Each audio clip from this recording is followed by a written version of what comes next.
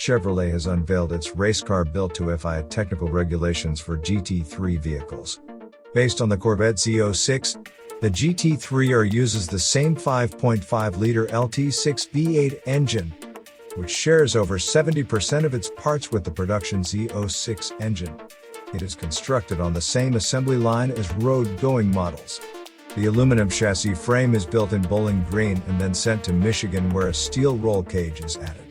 The GT3R features a double-wishbone front and rear suspension, uprated brakes, and 18-inch wheels.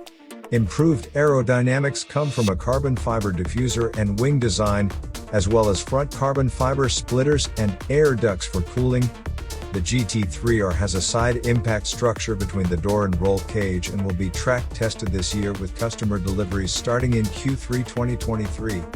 The GT3R will make its competition debut at the 2024 Rolex 24 at Daytona and compete in the IMSA WeatherTech SportsCar Championship. And FIA-WEC Chevrolet and Corvette Racing will offer a customer support program for teams racing the GT3R.